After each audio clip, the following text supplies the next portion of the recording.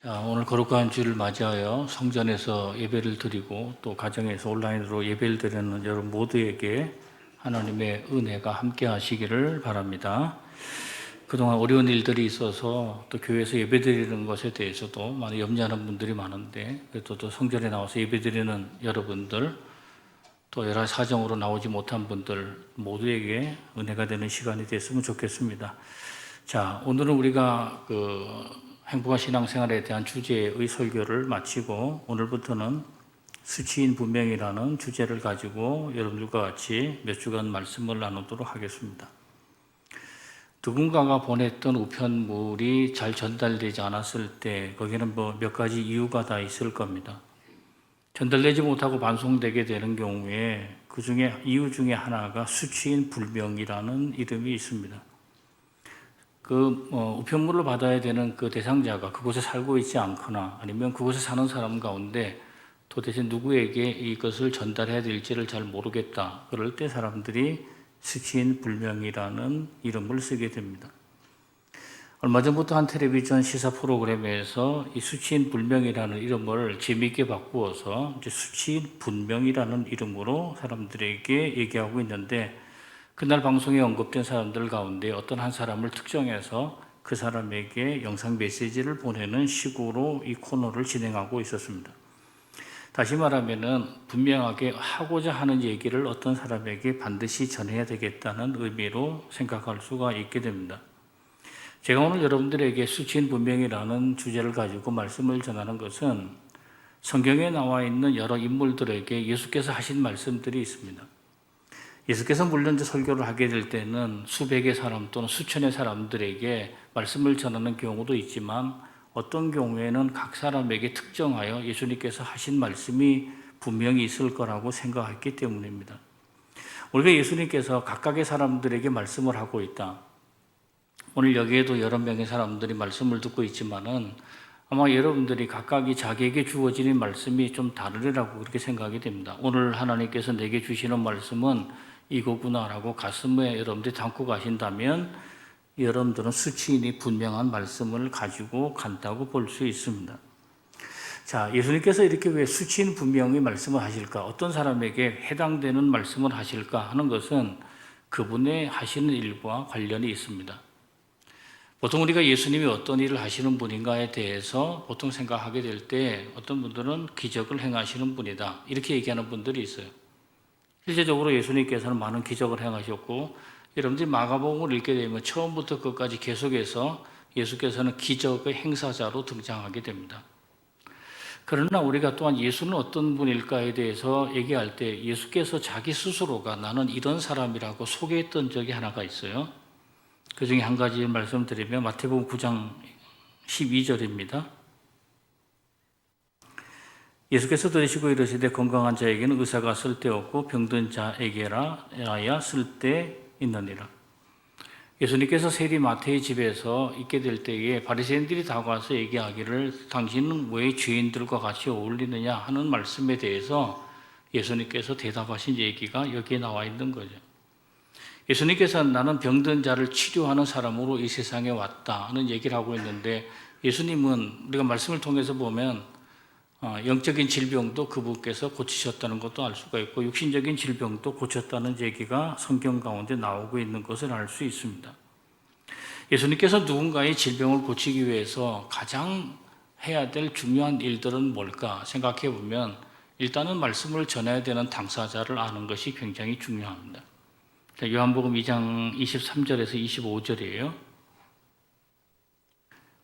6월절에 예수께서 예루살렘에 계시니 많은 사람이 그의 행하시는 표적을 보고 그의 이름을 믿었으나 예수는 그의 몸을 그들에게 의탁하지 아니하셨으니 이는 친히 모든 사람을 아시며 또 사람에 대하여 누구의 증언도 받으실 필요가 없었으니 이는 그가 친히 사람의 속에 있는 것을 아셨음이니라. 오늘 이 말씀을 통해서 우리가 보게 되면 예수님께서는 만나는 사람들에 관하여 그들을 알고 있었다는 얘기가 여기 말씀 속에 있어요. 예수께서 바요나 시모나 이렇게 베드로를 만나서 그 이름을 부를 때는 예수님께서 그를 알고 있었다는 얘기를 하고 있는 거죠. 무화과나무 아래 있었던 나다나엘도 만날 때 그를 미리 알고 있었다는 얘기가 있고, 또는 남편을 5명 두었던 우물가 여인을 만났을 때도 그를 잘 알고 있었다 하는 얘기인데, 예수께서는 사람들을 잘 알고 있다. 이게 무슨 의미를 가지고 있을까? 몇 가지로 생각해 보면 그런 거예요. 예수님께서는 사람이 깨지기 쉬운 흙으로 만든 존재, 다시 말하면 영적으로 죄를 지을 수밖에 없는 존재라는 사실을 알고 있었다. 마태복음 9장 36절이에요. 무리를 보시고 불쌍히 여기시니 이는 그들이 목자 없는 양과 같이 고생하며 기진합니다. 예수께서 사람들을 보실 때에 이 사람들에 대해서 알고 있었다. 이들이 영적으로 무력한 존재이고 죄를 지을 수밖에 없는 존재라는 사실을 예수께서 알고 있었다. 예수님께서 이스라엘의 백성들을 보면서 이걸 알고 있었다는 것은 여기 있는 우리들을 만나서도 마찬가지일 거예요.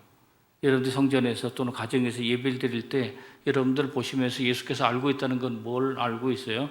연약하여 죄를 지을 수밖에 없는 존재라는 것을 예수께서 알고 계시다 하는 뜻을 가지고 있는 거죠. 또 한 가지, 예수님께 사람 보시면서 이 사람들은 하나님의 형상을 가진 고귀한 존재라는 사실도 알고 있었습니다. 누가복음 12장 4절이에요. 내가 내 친구 너희에게 말하노니 몸을 죽이고 그 후에는 능히 더 못하는 자들을 두려워하지 말라. 이 말씀을 가만히 보면 이게 무슨 뜻을 가지고 있는가? 인간은 육신만 가지고 있는 것이 아니다는 거예요. 아무리 다른 사람들이 너를 힘들게 하고 너를 죽인다 할지라도 내 육신은 어떻게 해도 내 속에 들어있는 하나님의 형상, 고귀한 영은 건들지 못한다. 그 얘기를 한 걸 보면은 인간이 죄 지을 수 있는 연약한 존재이기도 하지만 또한 하나님의 형상을 가진 귀한 존재라는 사실도 예수님께서 알고 있었다는 얘기예요. 그리고 예수님은 사람이 하나님의 은혜로 구원받을 수 있는 존재임도 알고 있었다. 누가복음 15장 24절이에요. 이 내 아들은 죽었다가 다시 살아났으며 내가 잃었다가 다시 얻었노라 하니 그들이 즐거워하더라. 우리가 이런 말씀 하나하나를 보면 예수님이 사람을 어떻게 이해하고 있는가 하는 거예요.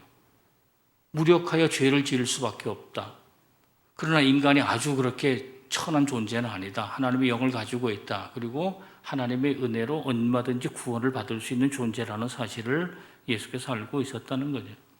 그래서 예수께서 병을 고치기 위하여 어떤 사람을 안다고 할 때에 그 안다는 것은 여러 가지 의미가 있을 거예요. 첫째는 한 개인의 삶에 대해 알고 있다.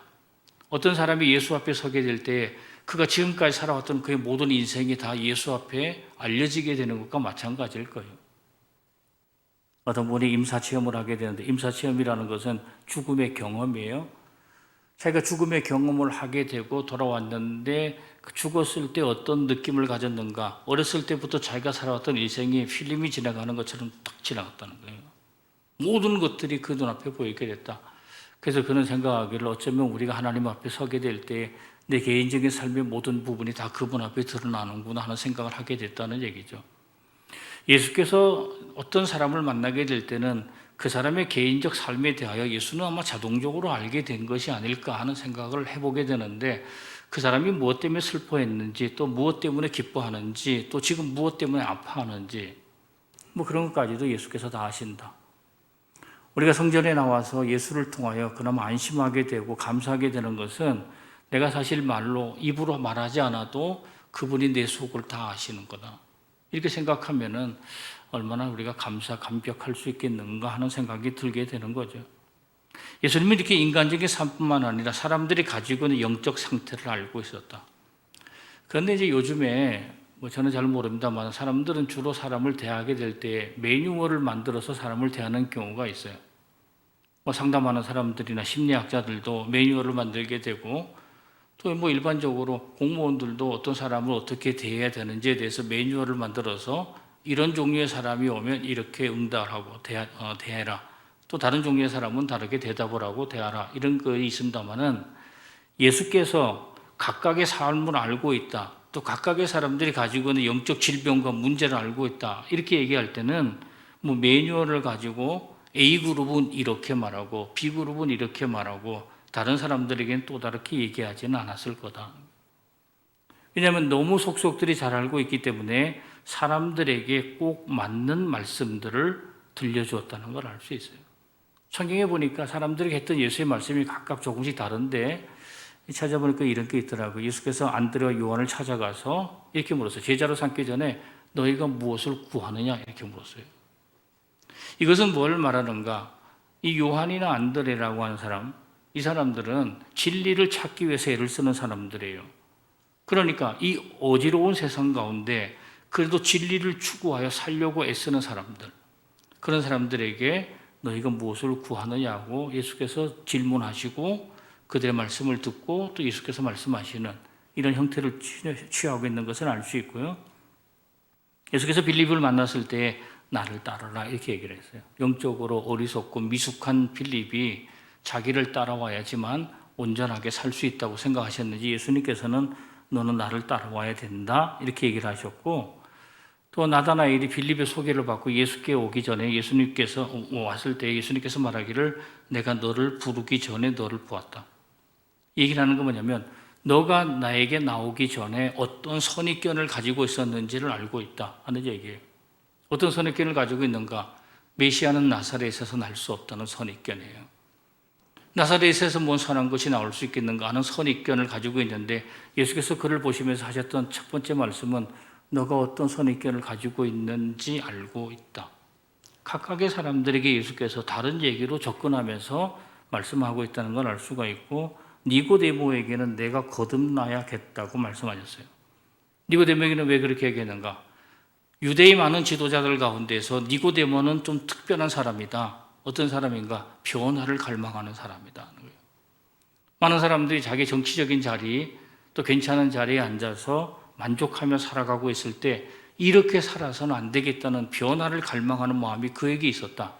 그래서 그가 예수를 만나기를 원하고, 물론 이제 저녁 때 찾아오긴 했습니다만은 예수께 찾아와서 만나려고 했던 변화를 갈망하는 사람인지 알았기 때문에 그에게 예수께서 하신 말씀, 내가 거듭나야 되겠구나라는 말씀을 하신 걸 보면은 그분에게 딱 맞는 말씀을 했다고 볼 수가 있어요. 우물가에서 만난 사마리아 여인에게 예수께서 하셨던 말씀은 굉장히 놀라운데 다른 누구에게도 예수께서 이렇게 말씀하신 적이 없어요. 다른 사람들이 혹시라도 예수를 그렇게 알아차릴까 봐 예수님 일부러 말씀하시지 않은 경우가 굉장히 많은데 이 여인에게는 뭐라고 말씀하셨는가? 내가 메시아다 그랬어요. 왜 예수께서 이렇게 말씀하셨을까? 이 여인이 영혼에 상처가 있고 영혼에 대한 갈망과 갈증이 있는 여자예요. 이 여자가 하나님을 놓지 않는 마음을 알고 있었기 때문에 그에게 내가 메시아라고 얘기를 하니까 그 여자가 그 말씀을 들고 사람들에게 나가서 전하기 시작했다는 것을 알 수가 있어요. 그러므로 각각의 사람을 아시고 각각의 사람들에게 예수님께서 수치인 분명의 말씀을 전하고 있다는 얘기입니다. 여기 계신 여러분들이 오늘 예배를 드리면서도 그냥 일반적으로 하는 얘기들, 그저 내가 아닌 다른 사람에게 주신 말씀 이렇게 생각하고 돌아가신다면은 그것은 여러분들에게 하나도 은혜가 되지 않을 거예요. 내게 주신 하나님의 말씀이 뭘까를 생각하고 돌아간다면은 여러분들도 예수님께서 수치인 분명으로 주신 말씀을 여러분들이 알고 가시는 거가 될 수 있습니다. 오늘 저는 여러분과 같이 성경의 각 인물들에 대해서 예수께서 하신 말씀을 한번 보려고 합니다. 우리가 지금까지 성서의 인물에 관하여 설교를 한다면 주로 이제 이런 경우죠. 성경의 인물이 얼마나 훌륭하게 살았는가, 또 그 인물이 훌륭하게 살았던 거에서 교훈은 뭐가 있을까, 그 교훈의 말씀을 가지고 우리는 뭘 배울 수가 있겠는가, 그런 종류를 우리가 말씀을 들었으리라고 생각을 합니다. 오늘부터 제가 여러분들에게 말씀을 드리려고 하는 것은 그 사람을 향한 예수의 말씀이에요. 예수님이 그 사람을 만나서 너는 제발 이렇게 살아라고 말씀하셨던 그 말씀을 제가 여러분들에게 이제 하나하나 말씀을 드리려고 하고, 그러면 또 여러분들이 그 말씀을 통해서 내게 주신 하나님의 말씀을 분명하게 들을 수 있으리라고 생각을 해보게 됩니다. 오늘은 우리가 첫 시간으로 세례 요한에 대해서 제가 말씀을 나누도록 하겠습니다. 복음서의 말씀을 통해서 세례 요한이라는 사람을 살펴보면은 몇 가지 특별한 점들을 발견할 수가 있는데, 첫째로 세례 요한의 모습을 보면서 우리가 느끼는 것은 그분은 특별한 사람이다라는 얘기입니다. 우리 주변의 사람들 가운데 어떤 사람이 영재이거나 또는 천재이거나 어떤 분야에서 두각을 나타내거나 그런 사람들을 특별한 사람이라고 말하고 있는데, 성경 말씀을 보면 요한이 가지고 있는 특별함은 그것보다 더 이상이라고 볼 수 있습니다. 어쩌면 특별함이 아니고 그런 위대한 사람이었다라고 얘기할 수 있을 정도예요. 세례 요한이 출생하기 전 천사가 그의 아버지 제상 사가랴에게 가서 했던 얘기가 있습니다. 누가복음 1장 15절 16절이에요. 이는 그가 주 앞에 큰 자가 되며 독주나 속한 술을 마시지 아니하며 모태로부터 성령의 충만함을 받아 이스라엘 자손을 주 곧 그들의 하나님께로 많이 돌아오게 하겠습니다. 자, 여러분들의 자녀를 가졌을 때에 혹시라도 태몽 같은 거를 꾸신 분이 혹시 있을지는 모르겠습니다만은 한 인물이 태어나기 전에 그 사람이 어떤 사람일 거라는 얘기를 알려주게 될 때에 그는 큰 사람이 된다. 그런데 만백성 가운데 큰 사람이 되는 것이 아니고 여기 말씀에 보면 주님 앞에 큰 자가 된다. 여기서 주라고 하는 건 이제 하나님을 칭하는 말인데 하나님 앞에서 큰 자로 하나님께서 이미 택정하셨다는 얘기를 하는 걸 보면은 이 세례 요한은 태어날 때부터 특별한 사람이다 하는 걸 알 수가 있어요. 예수께서 세례 요한에게 하신 평가가 있어요. 마태복음 11장 9절이에요. 그러면 너희가 어찌하여 나갔더냐? 선지자를 보기 위함이었더냐? 옳다. 내가 너에게 이르노니 세례 요한은 선지자보다 더 나은 자니라. 그러니까 이 말씀들을 생각해 보면 세례 요한이 위대한 인물이었다는 것은 부인할 수가 없을 겁니다. 그 다음에 세례 요한은 어떤 사람인가? 이 세상의 죄를 조금이라도 용납하지 못하는 사람이었다. 그는 예루살렘을 떠나 살았고 사막에서 은둔 생활을 했다는 얘기가 성경에 나와 있어요. 누가복음 1장 80절이에요. 아이가 자라며 심령이 강하여지며 이스라엘에게 나타나는 날까지 빈들에 있으니라. 다양한 의견들이 있습니다만은 세례 요한이 다양한 의견이라는 그 세례 요한이 언제 광야에 나가서 사막에서 그가 생활했는가에 대해서 사람들의 의견들이 좀 다르긴 합니다만은 20살 때 갔을 거라고 생각하는 사람들이 있어요. 예수와 거의 비슷한 시기에 태어났죠. 예수는 30살에 그가 하나님의 명을 받게 되는 장면들이 나오게 되는데 이 세례 요한은 그것보다도 10년이나 빨리 20살에 그가 사막에 가서 은둔하기 시작을 했고 10년 동안 사막에서 메뚜기와 석청, 들꿀이라고 그러죠. 그거를 먹고 낙타 가죽의 털옷을 입고 거기서 살고 있었다. 이런 얘기가 나오고 있어요. 우리가 성경을 통해서 예수는 목수의 아들이었다. 세례 요한은 제사장의 아들이었다. 아버지가 제사장이고 어머니가 제사장 가문의 출신이에요. 그러니까 그 사람은 일반적인 길을 걸었다면 20살의 나이에 제사장이 되기 위한 교육 과정을 거쳐서 예루살렘에서 제사장으로서 역할을 하면 되는데 그가 예루살렘을 떠나서 사막에서 선지자로 사는 삶을 택했다. 그러면 세상에서 살지 않고 사막에서 살아가면서 그에게는 어떤 일이 벌어졌을까? 그는 세상에 만연한 죄악에 대해서 무척 민감해했다는 얘기예요. 만약에 어떤 사람이 공기가 좋은 곳에 가서 산다면 그분이 하루라도 서울 시내에 와서 생활하기가 몹시 곤란할 것입니다. 그러나 서울 시내에서 늘 살아갔던 사람들은 매일매일의 삶이 그렇게 힘들다고 느끼지 않을 거예요. 공기청정 지역에 사는 사람들이 오염된 지역에 와서 불편함을 느끼게 되는 거죠. 사막이라는 곳에서 하나님과 1대1로 10여 년 동안 만나며 훈련받았던 그는 많은 세상 사람들의 죄악에 대해서 굉장히 민감했다는 걸 볼 수 있어요. 마치 예수님보다도 죄 문제에 관하여 훨씬 더 민감한 사람처럼 우리에게 보여지고 있다는 거예요. 요한은 종교 지도자를 향해서 이런 얘기를 했어요. 마태복음 3장 7절에서 9절이에요. 요한이 많은 바리새인들과 사두개인들이 세례 베푸는 대로 오는 것을 보고 이르되 독사의 자식들아 누가 너희를 가르쳐 임박한 진노를 피하라 하더냐. 그러므로 회개에 합당한 열매를 맺고 속으로 아브라함이 우리 조상이라고 생각하지 말라. 내가 너에게 이르노니 하나님이 능히 이 돌들로도 아브라함의 자손이 되게 하시리라. 종교 지도자들을 향하여 이런 얘기를 하는 거죠. 회개하라고 얘기를 하고 그들 향해 독사의 자식이라고 얘기한 걸 보면은 그가 얼마나 청정 지역 가운데 살고 있었나 하는 것을 알 수 있죠. 오늘 이제 교회가 문제가 있고 많은 목회자들이 문제가 있고 종교 지도자들이 문제가 있다고 얘기할 때 그들을 향하여 이렇게 얘기할 수 있는 사람은 정말 청정 지역에서 죄에 민감한 사람이 아니고는 이 정도 일을 하기가 굉장히 어려울 거다 하는 생각을 해보게 되죠. 요한은 세리와 구인들을 향해서도 이런 얘기를 했습니다. 누가복음 3장 12절 14절이에요. 세리들도 세리를 받고자 하여 와서 이르되 선생이여 우리는 무엇을 하리까 하며 이르되 부과된 것 외에는 거두지 말라 하고 군인들도 물어 이르되 우리는 무엇을 하리까 하며 이르되 사람에게서 강탈하지 말며 거짓으로 고발하지 말고 받는 급료를 족한 줄로 알라 하니라. 여기 지금 이제 세리라는 사람들, 그러면 군인들라고 해야 되는데 뭐예요? 대표적으로 나라를 위해서 일하고 있는 공무원들을 얘기하고 있는데 그들을 향해서도 그들의 죄 회개 문제에 대해서 얘기하고 있는 걸 보면은 세례 요한은 죄라고 하는 것을 한치도 용납하지 않는 사람이다 하는 걸 알 수 있는 거죠. 만약에 우리 주변에 이런 사람이 있다면 우리는 그를 뭐라고 부를까? 송곳 같은 사람이라고 부를 거예요. 여기저기서 뒤죽뒤죽 사람들을 뾰족한 부분으로 찔러대가지고 야 너는 세상하고 어울리지 못하는 사람이다. 세상 살려면 좀 둥글둥글하게 살아야 되는데 왜 그렇게 사나라고 핀잔을 들을 수 있을 정도로 죄의 문제에 관해서는 한치도 용납하지 않는 사람이었다는 것을 알 수 있어요.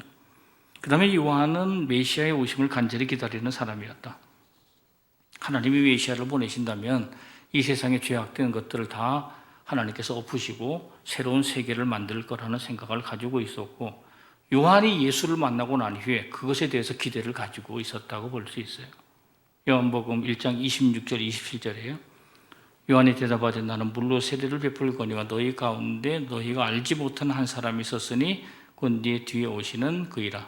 나는 그의 신발끈을 풀기도 감당하지 못하겠노라 하더라. 요한이 예수 그리스도를 보고 난 이후에 이분이야말로 하나님께서 보시는 메시아, 보내시는 메시아구나라는 생각을 하게 되었습니다.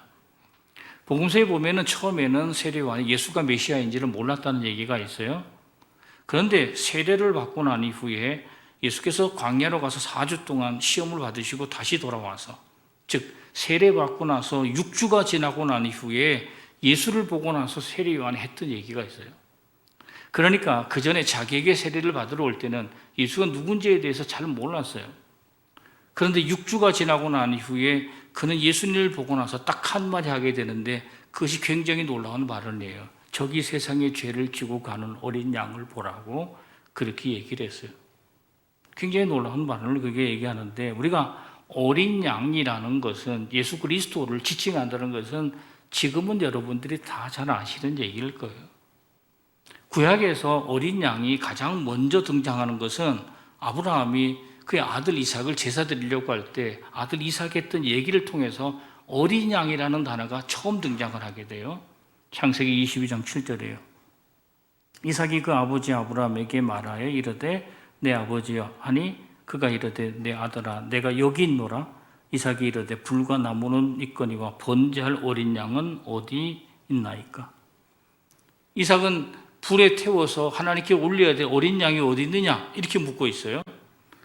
그랬더니 신약에서 어린 양이 처음 등장하는 게 세례 요한에게서 나타나는 거예요. 요한복음 1장 29절이에요. 이튿날 요한이 예수께서 자기에게 나오심을 보고 이르되 보라 세상 죄를 지고 가는 하나님의 어린 양이로다. 우리가 이제 구약의 말씀과 신약을 연결해서 생각하는 사람은 구약의 질문이 있고 신약의 대답이 있다. 구약의 그림자가 있고 그 그림자가 밝게 드러나는 것이 신약을 통해 나타난다. 이삭이 하나님께 번제로 드릴 양이 어디 있느냐고 물어보고 아브라함은 하나님이 준비할 거라고 얘기를 하고 세례 요한은 말하기를 그분이 예수라고 얘기를 하고 있는 거예요. 이거는 하나님의 뜻을 제대로 알지 못하는 사람들은 이런 흐름들을 절대로 알지 못해요. 세례 요한이 예수를 보고 난 이후에 이는 세상의 죄를 짊어지고 갈 어린 양이라고 얘기한 것을 보면은 세례 요한은 어떤 사람이었던가 하는 것을 우리가 알 수 있어요. 그는 누구도 흉내 낼 수 없는 사람.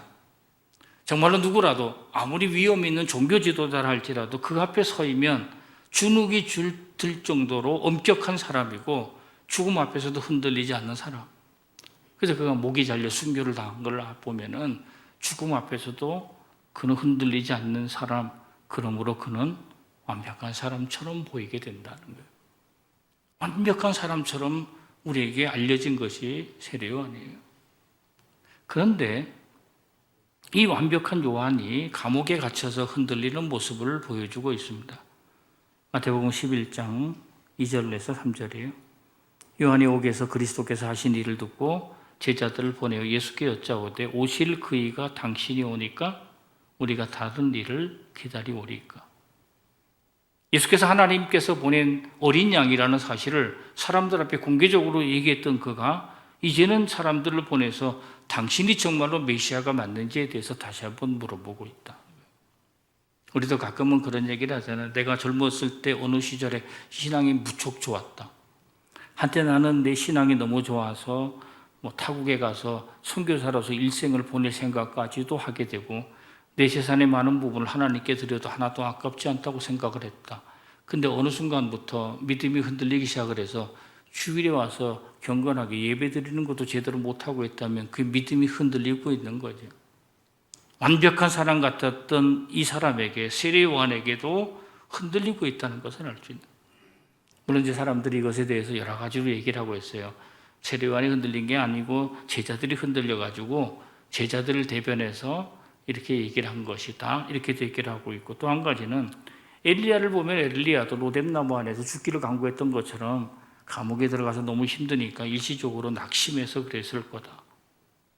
이렇게 얘기하는 사람이 있고, 또 다른 의견은 실제로 세례 요한은 예수께서 메시아인지에 대해서 혼란스러웠다 하는 얘기예요. 지금 그가 감옥에 가 있는 이유는 헤롯 왕이 동생의 부인을 자기 부인으로 삼았다. 죄를 한치도 용납하지 못하는 사람에게는 다른 사람들은 그것을 눈 감고 넘어갈 수도 있는 문제예요. 그러나 그가 보기에 이것은 분명히 죄다. 만약에 어떤 사람이 교회를 자식에게 물려주는 일을 하고 있다. 그냥 그럴 수도 있는 거지. 그러나 어떤 사람에게 있어서는 이것은 분명히 죄다. 또 어떤 사람이 주의를 어기고 있는데 그거 그런 정도 바쁘면 그럴 수도 있지. 그런데 누군가는 말하기를 그것은 분명히 죄다.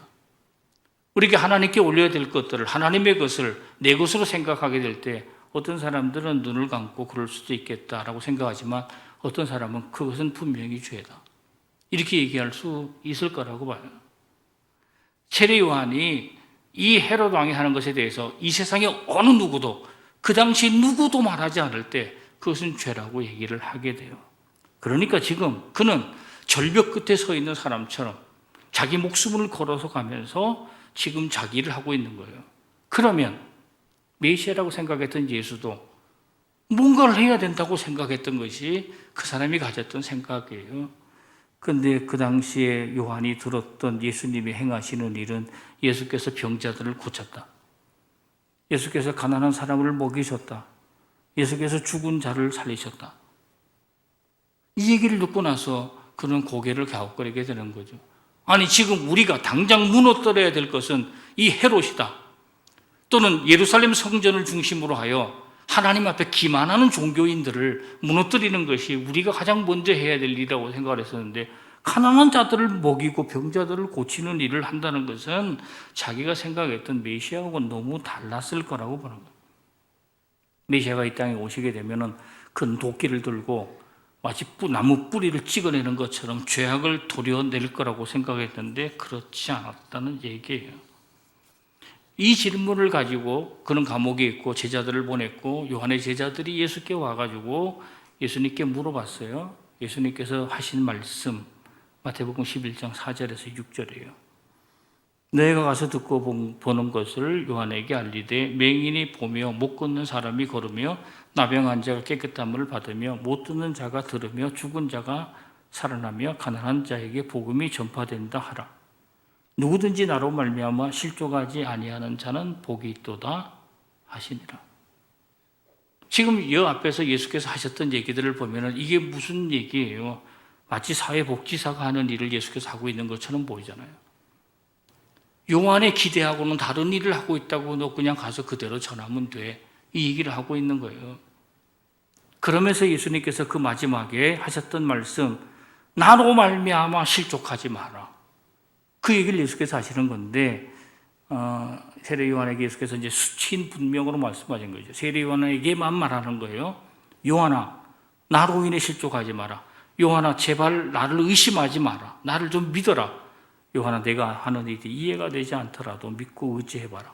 지금 이 얘기를 예수께서 요한에게 하고 있다 하는 것을 우리 이 말씀을 통해서 알 수가 있어요.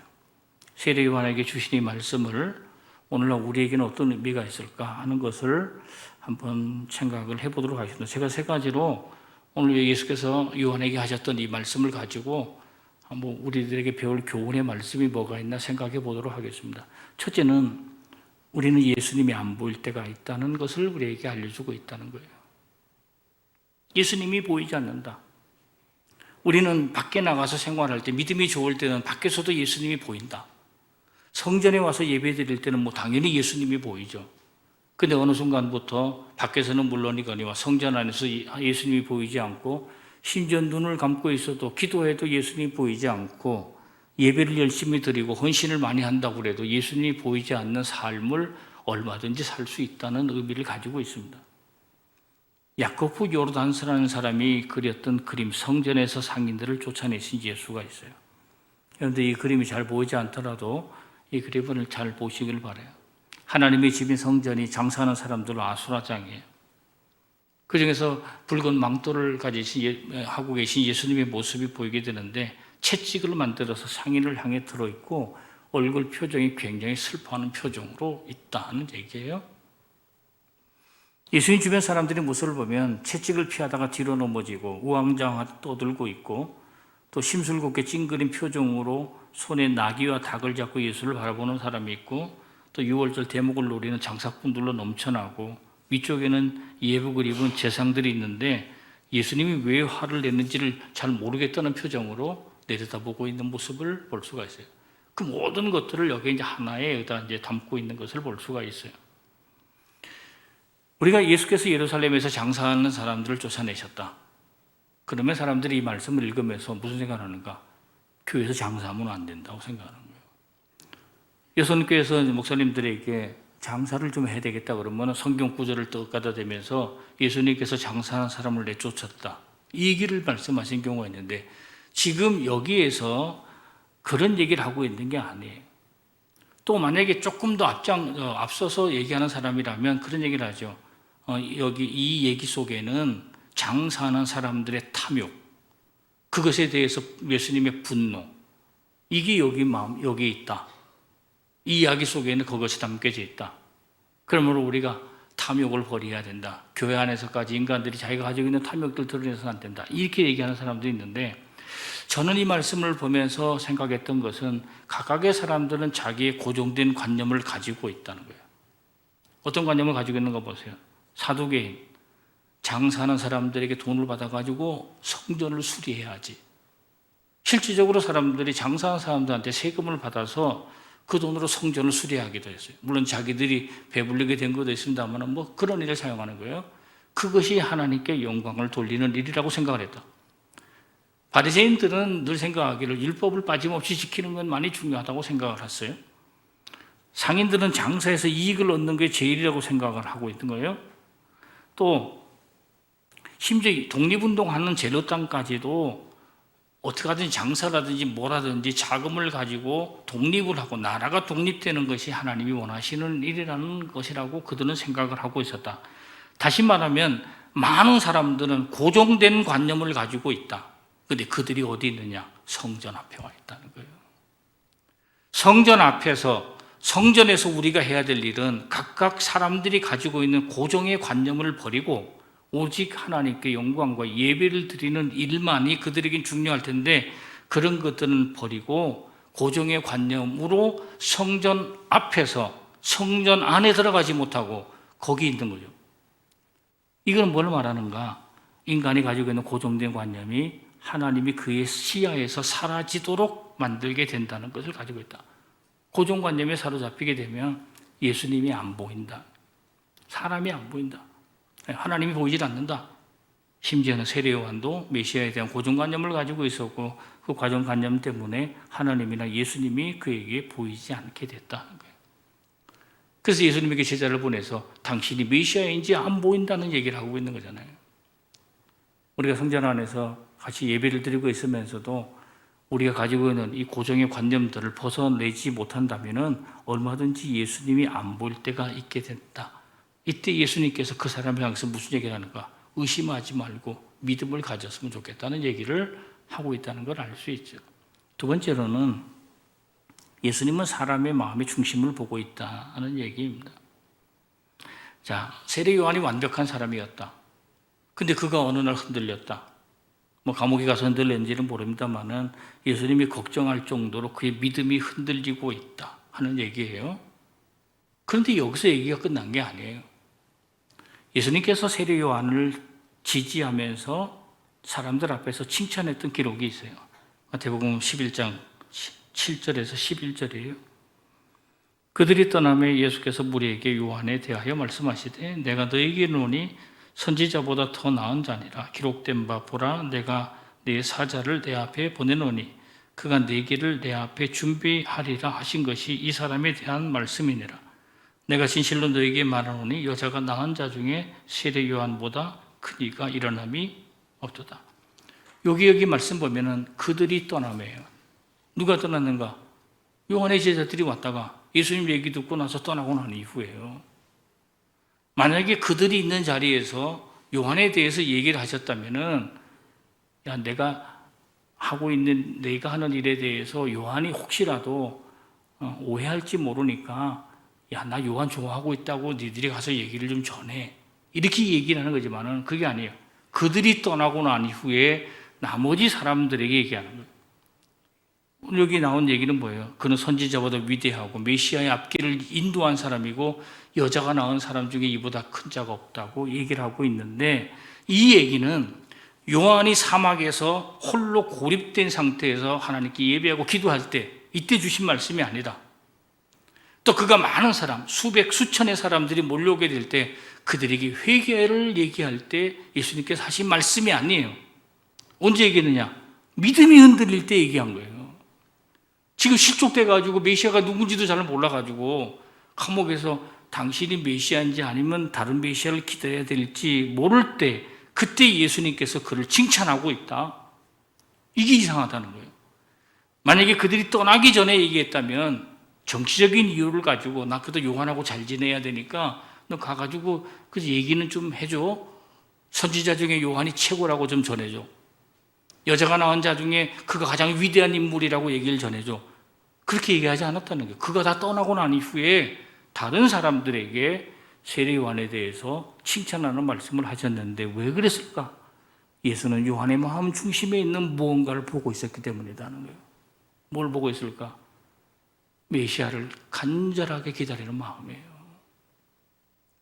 사람들은 외모를 본다는 얘기를 많이 하죠. 이력을 보고 학력을 보고 용모를 보고 언변을 보고 주로 겉모습을 보면서 사람들은 판단하고 생각하게 되지만은 예수는 다른 걸 본다. 심지어는 겉으로 그 사람이 실족하고 그 사람이 믿음이 없는 것처럼 보이고 제대로 못 사는 것처럼 보여도 그 속에 있는 마음의 중심을 주님께서 보고 있다.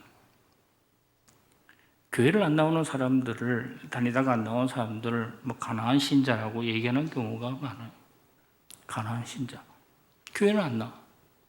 그런데 어느 그 인터넷 매체를 보니까 광고가 하나 떴어요. 가난한 신자들 모이자고. 언제 모여? 예배 드리는 11시에. 그래서 나는 생각하기를 예배 드리는 것이 하도 습관이 돼가지고 주일날 11시에 어디라도 가지 않으면 안 되니까 이 사람들이 모이는가 보다. 뭐 그런 생각도 하긴 했어요. 11시에 모여서 뭐 하는가? 성경을 읽고 신앙서적을 읽자고 나왔어요. 교회는 안 나오는 사람들이야. 뭐 때문인지는 모르지. 목회자로부터 상처를 받거나 아니면 교인들끼리 여러 가지 어려움들이 있거나 그건 알 수 없습니다만은 그들이 나가 있으면서도 말씀을 읽고 더 말씀을 더 우리가 가까이 하자. 이런 얘기를 하는 거는 그 속에 뭐가 있는가?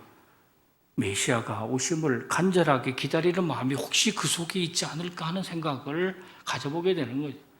그러므로 가끔은 성도들 가운데 저한테 와서 이런 얘기를 하는 분이 있어요. 우리 아들이 교회를 안 나온다는 거예요. 예전에 젊었을 때는 교회 열심히 다녔는데 뭐 때문에 잘 안 나오고 뭐 때문에 힘들어하고 성전을 멀리하고 이렇게 얘기하는 경우는 굉장히 많은데 제가 생각할 때 하나도 걱정할 게 없다고 말씀을 드리는 거죠. 자식 걱정하지 말고 본인이나 신앙생활 잘하라고 그래요. 왜? 죽고 난 이후에 신앙생활 하려고 할 때 본인이 어떻게 했는가에 따라서 그 사람이 다시 교회를 오거나 안 오거나 할 거다.